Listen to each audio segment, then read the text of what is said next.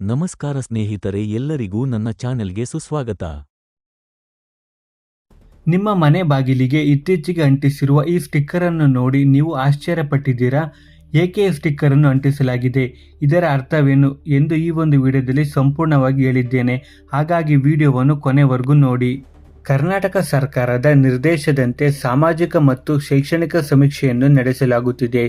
ಇದನ್ನು ಹಿಂದುಳಿದ ವರ್ಗಗಳ ಆಯೋಗ ನಡೆಸಲಾಗುತ್ತಿದೆ. ಸಮೀಕ್ಷೆ ನಡೆಯುವ ದಿನಾಂಕ ಸೆಪ್ಟೆಂಬರ್ 22ರಿಂದ ಅಕ್ಟೋಬರ್ 7ರವರೆಗೆ ಸಮೀಕ್ಷೆ ನಡೆಯಲಿದೆ. ಈ ಸಮೀಕ್ಷೆಯ ಉದ್ದೇಶವೇನೆಂದರೆ ರಾಜ್ಯದ ಪ್ರತಿಯೊಬ್ಬರ ಶೈಕ್ಷಣಿಕ, ಸಾಮಾಜಿಕ ಮತ್ತು ಆರ್ಥಿಕ ಸ್ಥಿತಿಯನ್ನು ತಿಳಿದುಕೊಳ್ಳುವ ಉದ್ದೇಶವಾಗಿದೆ.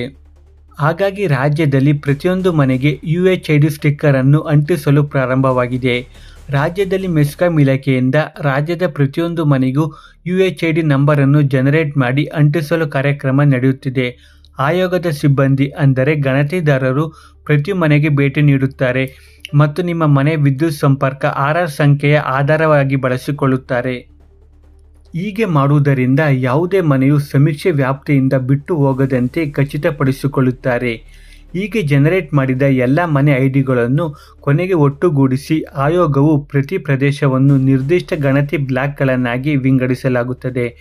ಸಾಮಾನ್ಯವಾಗಿ ಒಂದು ಬ್ಲಾಕ್ಗೆ 100ರಿಂದ 120 ಮನೆಗಳು ಬರುತ್ತವೆ. ರಾಜ್ಯದ ಪ್ರತಿಯೊಂದು ಮನೆಗೂ ಈ UHID ಸ್ಟಿಕ್ಕರ್ ಅನ್ನು ಅಂಟಿಸಿದ ನಂತರ ಎರಡನೇ ಅತಿ ಮುಖ್ಯವಾದ ಹಂತ ಪ್ರಾರಂಭವಾಗುತ್ತದೆ.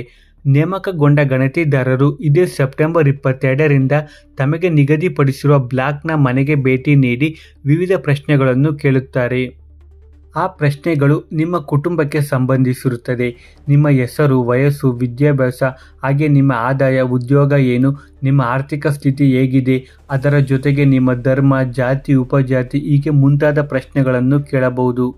ಸ್ನೇಹಿತರೆ, ವಿಷಯವನ್ನು ಎಳೆಯದೆ ಕೊಯ್ಯದೆ ನಿಮಗೆ ಸುದ್ದಿ ತಲುಪಿಸುವ ಪ್ರಯತ್ನ ನಮ್ಮದು. ಹಾಗಾಗಿ ವಿಡಿಯೋ ಇಷ್ಟ ಆದರೆ ಲೈಕ್ ಮಾಡಿ, ಶೇರ್ ಮಾಡಿ ಮತ್ತು ನನ್ನ ಚಾನಲ್ಗೆ ಸಬ್ಸ್ಕ್ರೈಬ್ ಮಾಡಿ. ಧನ್ಯವಾದಗಳು.